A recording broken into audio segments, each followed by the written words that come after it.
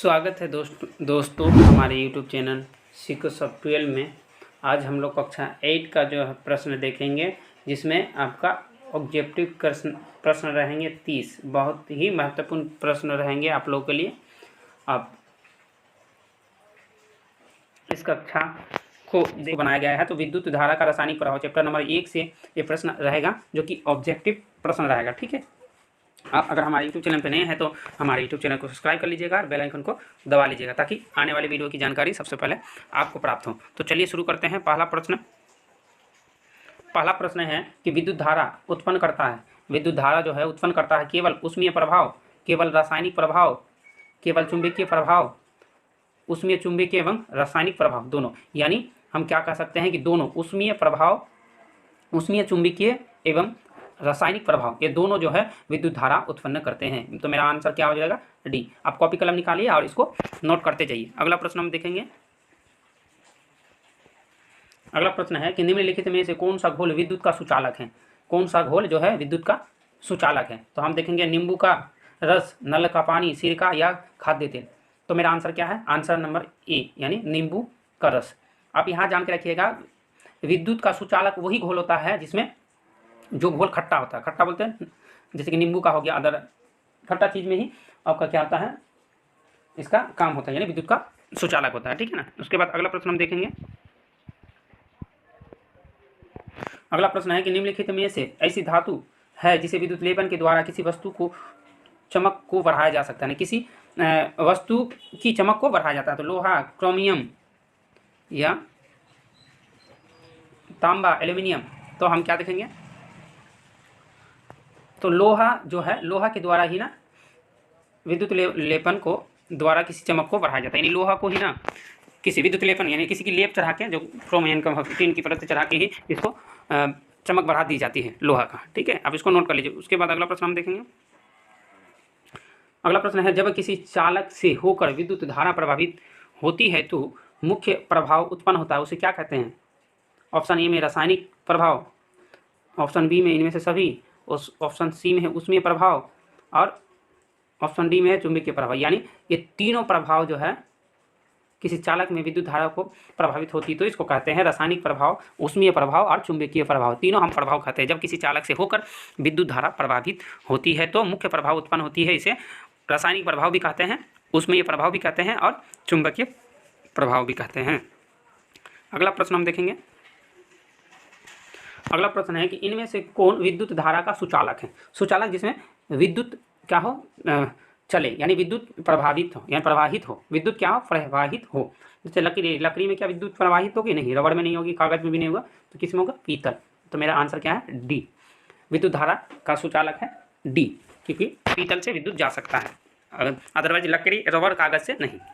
अगला प्रश्न हम देखेंगे कि इनमें से कौन विद्युत धारा का कुचालक है? कुचालक का अर्थ हुआ कि जिसमें विद्युत ना चले। ठीक है, जैसे कि पारा में तो चलेगा, सिरका भी चलेगा, नमक का विलयन भी चलेगा, लेकिन अशुद्ध जल में नहीं चलेगा। ठीक है, ये मेरा आंसर सी, अशुद्ध जल में नहीं चलेगा विद्युत धारा। ये अशुद्ध जल जो है विद्युत का कुचालक है। ये प्रश्न, इसी प्रकार के प्रश्न जो है एग्जाम में पूछे जाते हैं, आप इसको नोट कर लीजिए। अगला प्रश्न हम देखेंगे।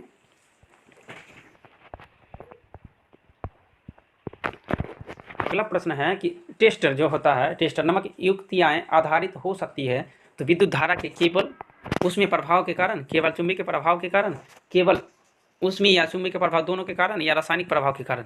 तो टेस्टर नामक युक्तियां जो है आधारित हो सकती है विद्युत धारा के ऊष्मीय या चुंबकीय प्रभाव पर। मेरा ऑप्शन नंबर सी आंसर है, आप इसको नोट कर लीजिए। अगला प्रश्न हम देखेंगे। अगला प्रश्न है, जब बिजली मिस्त्री हाथ में रबड़ के दस्ताने पहनकर काम करता है तो क्यों काम करना पड़ता है? तो सामान पकड़ने में सहायक होगी, हाथ में जलन नहीं होती होगी, हाथ में बिजली का झटका नहीं लगता है, हाथ में घर्षण नहीं होता है। तो हम ऑप्शन नंबर सी को हम कह सकते हैं कि हाथ में बिजली का झटका नहीं लग सकता है। ऑप्शन नंबर सी मेरा आंसर रहेगा। अगला प्रश्न हम देखेंगे। अगला प्रश्न है, विद्युत युक्त है, विद्युत धारा के किस प्रभाव का उपयोग विद्युत बल्ब में होता है? तो क्या है? ऊष्मा प्रभाव, चुंबकीय प्रभाव, रासायनिक प्रभाव, या इनमें से कोई नहीं। तो उसमें प्रभाव के कारण ही विद्युत धारा के प्रभाव का उपयोग विद्युत युक्त बल्ब में होता है। इसको भी आप नोट कर लीजिए। बढ़ते अगला प्रश्न नंबर।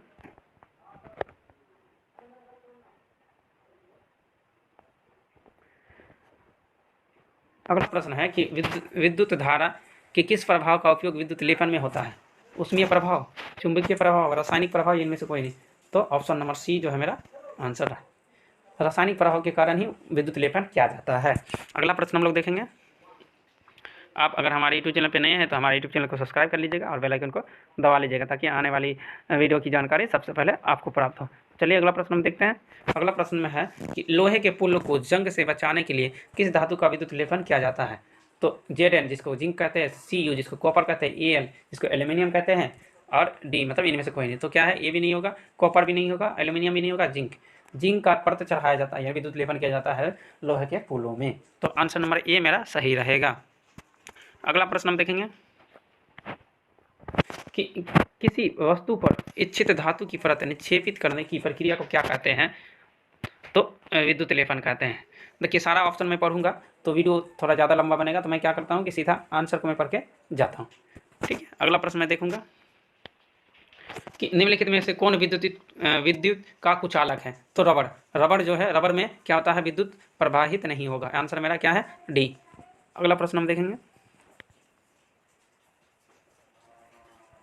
अगला प्रश्न है कि खाद्य पदार्थ को संरक्षित करने के लिए लोहे के डिब्बे पर किस धातु का विद्युत लेपन किया जाता है? तो लोहे के धातु पे टीन का जो है परत चढ़ाया जाता है। Answer number A. Answer number A मेरा आंसर है। चलिए अगला प्रश्न हम देखते हैं।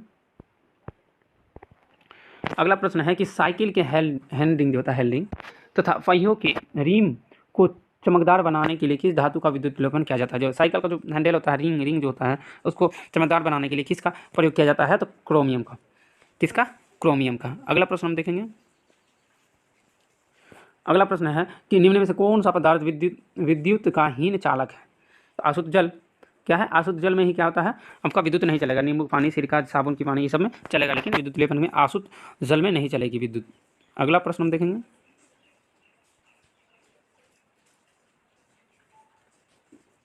अगला प्रश्न है जब चालक विलय में विद्युत धारा प्रवाहित की जाती है तब विलय के रंग में परिवर्तन होता है, तो यह संकेत क्या करता है? विद्युत धारा के रासायनिक प्रभाव। आंसर क्या है? विद्युत धारा के रासायनिक प्रभाव कहलाता है। अगला प्रश्न हम देखेंगे। अगला प्रश्न है कि दो द्रवों का नाम बताइए जो विद्युत का सुचालक करता है, यानी चालन करता हो। ऐसा दो द्रव्यों का नाम, द्रव्य बोलते हैं लिक्विडेशन, जैसे पानी जैसा हो, ऐसा द्रव्य का नाम बताइए जो कि विद्युत का चालन करता है। एक हो गया नींबू का रस और एक सिरका। ये जो है, ये दोनों जो है, ये दो द्रव्य है जो विद्युत का चालन करता है, इसमें विद्युत चलेगी। अगला प्रश्न है दो द्रवों का नाम बताइए जो विद्युत का चालन नहीं करता है, जैसे कि अशुद्ध जल और वनस्पति तेल। ऑयल में जो होता है, वनस्पति ऑयल में भी क्या होता है? आपका विद्युत प्रवाहित नहीं होगी। अगला प्रश्न हम देखेंगे कि अशुद्ध जल विद्युत का चालन क्यों नहीं करता है? अशुद्ध जल जो है, ये अशुद्ध जल ये विद्युत का चालन क्यों नहीं करता? देखते क्यों नहीं करता है? वो अशुद्ध जल में खनिज लवण नहीं होता, इसलिए विद्युत का चालन नहीं करता है। अगला प्रश्न हम देखेंगे।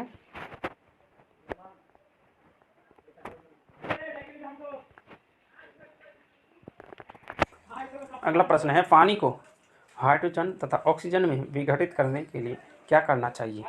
तो उत्तर है विद्युत अवघटन। विद्युत अवघटन अगर हम करते हैं तो हाइड्रोजन तथा ऑक्सीजन का विघटन हो जाएगा। अगला प्रश्न हम देखेंगे कि खाद्य पदार्थ को संरक्षित करने के लिए लोहे के डिब्बे पर किस धातु का विद्युत लेपन किया जाता है? तो क्रोमियम। किसका? क्रोमियम धातु का किया जाता है। अगला प्रश्न है कि लोहे के फूलों को जंग से बचाने के लिए किस धातु का विद्युत लेपन किया जाता है? तो जिंक। लोहे के कीलों को जंग से बचाने के लिए किस धातु का विद्युत लेपन किया जाता है? जिंक का। अगला प्रश्न हम देखेंगे। प्रश्न नंबर 25 पे है कि क्या प्लास्टिक या लकड़ी की वस्तुओं पर विद्युत लेपन किया जा सकता है? नहीं, इसमें विद्युत लेपन नहीं किया जा सकता है। इसको भी आप नोट कर लीजिए। बढ़ते हैं अगला प्रश्न।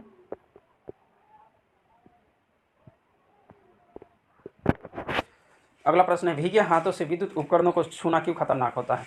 क्योंकि जल जो है विद्युत युग का चालन है। हम जानते हैं जल जो होता है वो विद्युत यानी बिजली का चालन होता है, उसमें बिजली चलती है, बिजली चलती है, इसलिए उसको भीगे हाथों से उसको छूना नहीं चाहिए। अगला प्रश्न हम देखेंगे कि अशुद्ध जल विद्युत का चालन नहीं करता, परंतु नल का पानी विद्युत का चालन करता है। क्यों? क्योंकि नल के पानी में खनिज घुले होते हैं, खनिज पदार्थ जो होते हैं वे घुले होते हैं। और आज का अंतिम प्रश्न, हैंडिंग एवं हैंडल। नई साइकिल का हैंडल एवं पहिए का रिम चमकता है, अगर दुर्घटनावश इनमें खरोंच आ जाए तो क्या होगा? तो हम कह सकते हैं मुख्य धातु की परत दिखने लगती है इसमें। ठीक है, तो वीडियो आप लोगों को कैसे लगी? वीडियो आप लोगों को अगर अच्छा लगा तो हमारे यूट्यूब चैनल को सब्सक्राइब कर लीजिएगा और बेल आइकन को दबा लीजिएगा, ताकि जब भी मैं वीडियो अपलोड करूँ सबसे पहले आपको नोटिफिकेशन के जरिए पता चल जाए कि हाँ वीडियो अपलोड हो चुका है।